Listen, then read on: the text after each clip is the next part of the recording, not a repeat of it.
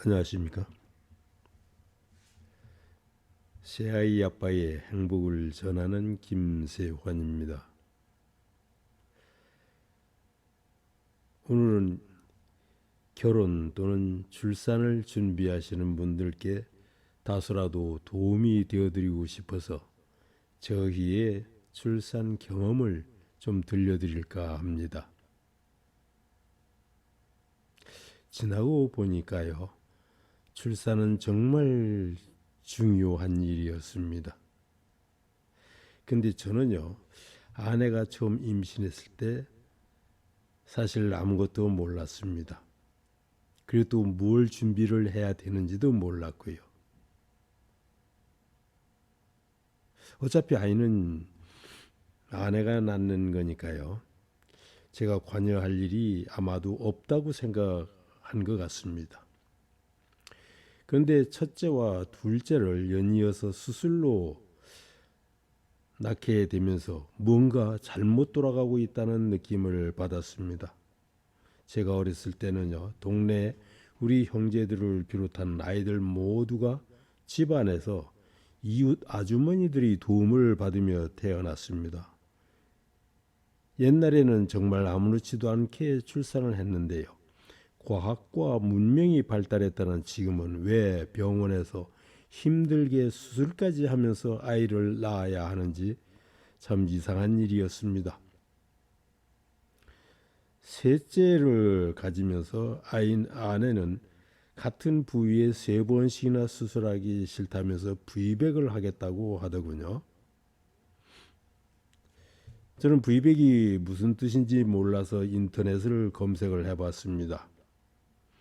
제왕 절개 수술 후 질 분만이라는 설명이 있었습니다. 즉 수술 후에 자연 분만을 하는 것을 브이백이라 하는 것 같았습니다. 셋째를 가진 지 한참 지나서 이제 출산 때쯤 되어서죠. 밤 12시쯤에 아내가 진통이 오는 것 같다고 해서 아내를 태우고 병원에 갔습니다. 한밤중이라서 물론 의사는 없고 간호사만 있었는데요. 간호사가 산모의 허리에 태동 검사기를 채워놓고 아침 9시까지 밤을 새웠습니다. 아내는 이 기계로 진통보다 더한 고통을 겪었습니다. 이 기계가요, 정말 시끄러워요. 아침 9시가 넘어 의사가 오더니 수술해야 한다고 했습니다. 자연분만을 약속한 담당 의사는 오늘 못 온다고 하더군요. 우리가 그 병원을 가게 된 것은요, 사실 우리 자연분만을 하고 싶다고 했고 그것을 받아들인다는 조건으로 그 병원을 다니게 된 겁니다. 그래서 우리는 그곳을 박차고 나왔습니다. 그리고 얼마 전 처제가 출산했던 그 병원으로 갔지요. 1시간쯤 기다리면서 상태를 보더니 간호사가 우리를 분만실로 데려갔습니다. 저도 엉겁결에 따라가게 됐고요. 저는 간호사가 시키는 대로 아내를 잡아주었죠.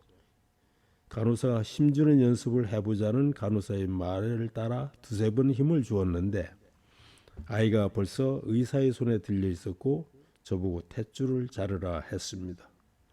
분만실에서 보낸 시간은 아마 10여 분이 아니었나 싶습니다. 사실 뭐 정확한 건 아닙니다만은. 아이를 낳고 나서 아내는 너무 좋아했습니다. 같은 병실에 연약한 산모에게 밥을 챙겨주고 또 여러 가지 수발을 들어주면서 그저 즐거워하더군요. 예전 수술 때와는 전혀 다른 모습이었습니다. 하루 만에 퇴원했던 것 같습니다. 저 역시 굉장히 기뻤죠.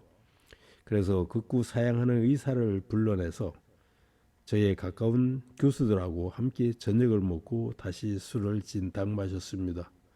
원장도 아주 기분 좋게 취했는데요. 어쩌다 보니까 벌써 술값을 계산하고 사라져 버렸더군요. 셋째는 사실 우리에게는 돌발 사고였습니다. 그러나 지금은 우리 가정의 행복을 맨 앞에서 견인하고 있습니다. 첫째 때 저는 막연하지만 자연분만이 좋다는 생각은 가지고 있었습니다. 그러나 출산에 잔뜩 겁을 먹고 있는 아내에게 토를 달 수가 없었습니다. 아내의 눈치만 보다가 의사한테 한 번 더 물어보았죠. 원장님은 수술이 더 좋다고 생각하십니까? 원장은 물론 그렇다고 대답했습니다. 하지만 저는 지금도 그 말을 믿지는 않습니다. 그 원장은 사기꾼이거나 아니면 멍청한 의사였습니다. 첫째와 둘째는 인공분만이었죠. 아내는 수술 후 일주일 동안을 항생제를 포함한 약물 투여를 받으며 고통스러워했습니다. 모유 수유가 어려웠죠. 병원은 묻지도 않고 분유를 먹였습니다. 그럭저럭 아이는 분유에 의존하게 되었고요.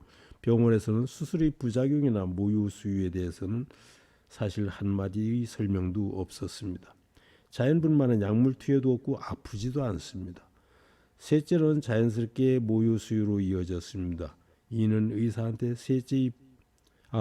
의사한테 셋째의 부위백 얘기를 했더니 이상한 병원이라 했습니다. 그만큼 두 번의 수술 후에 셋째의 정상 분만은 위험하다는 선입견을 보였습니다. 아내는 늦게나마 용감한 결정을 한 셈이죠. 훌륭한 선택이었습니다. 첫째와 둘째 때의 불필요한 수술은 현대 병원의 자본주의와 의사들이 미흡한 직업윤리 탓이었다고 볼 수밖에 없습니다.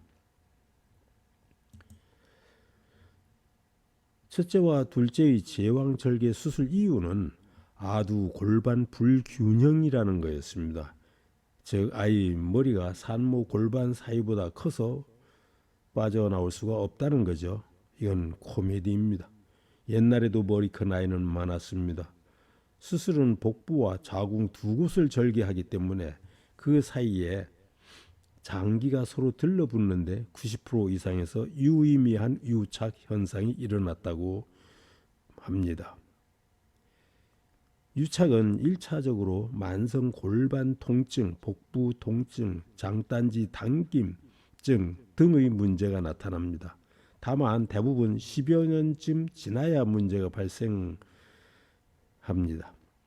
아내는 최근 만성 복부 통증으로 이 병원 저 병원 온갖 검사를 했습니다만 이상이 없다는 진단을 받았습니다. 우리는 유착 현상일 거라는 결론을 내리고 병원 순례를 마쳤습니다. 또 하나 수술은 모유 수유도 어렵게 만듭니다. 첫째 때 병원은 특정 회사의 분유를 지정해 주었고 결국 아이는 그 분유에 의존하게 되었죠. 아내가 첫째를 임신하자 우리는 의대 교수의 소개를 받은 산부인과 병원에 갔습니다. 제가 잘 아는 교수를 통해서 소개를 받은 겁니다. 가보니까 병원은 의리의리했고 원장은 또 상당히 친절하게 대해 주었습니다. 그러나 두 번째 갔을 때는 이런 정도의 병원을 유지하려면 참 많은 돈이 들겠구나 하는 엉뚱한 생각이 들었습니다. 병원에 오라는 횟수도 많았고요. 검사도 많았습니다. 가령 초음파 같은 거죠. 우리는 그래서 병원에 아예 가지 않았습니다. 잘 생각해 보면요, 병원을 소개해 주는 사람이 저보다 의사와 더 친밀한 사이라면 병원에 환자를 보내주는 꼴이 될 수도 있다는 생각이 들었습니다. 즉 소개해 주는 사람이 저와 더 가까운지 저쪽 병원과 더 가까운지 한번 생각해 볼 만한 일입니다. 첫째 때요. 아내가 진통이 오는 것 같다고 그래서 동네 산부인과에 갔지만 두어 차례 내진만 하고더니 큰 병원으로 가라 했습니다.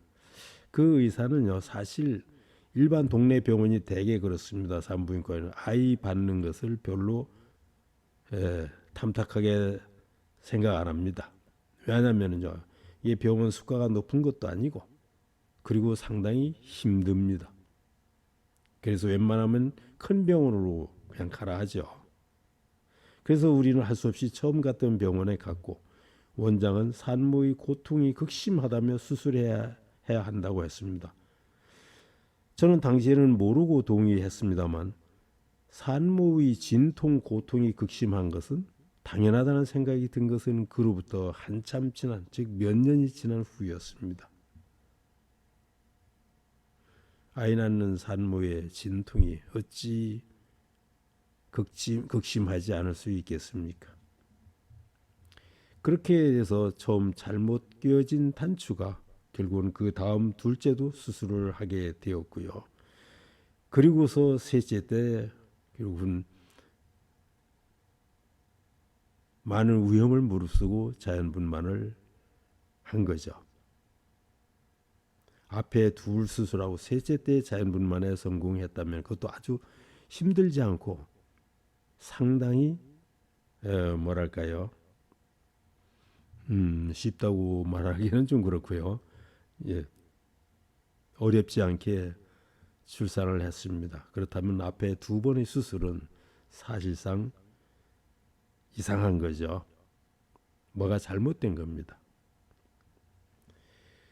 그래서 우리가 사실 다른 데 아픈 것도 마찬가지입니다만 병원에 갈 때는 병원 선택을 정말 잘해야 될 것 같습니다.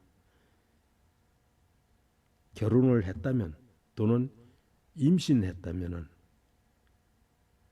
많은 시간을 투자해서라도 병원에 대해서는 아주 신중하게 알아보고 그리고 좀 더 좋은 방법으로 좀 더 잘해주는 이런 병원을 찾는 것이 매우 매우 중요하다고 생각을 합니다. 이것보다 더 중요한 일이 어디 있겠습니까? 오늘 여기까지 마치겠습니다. 감사합니다.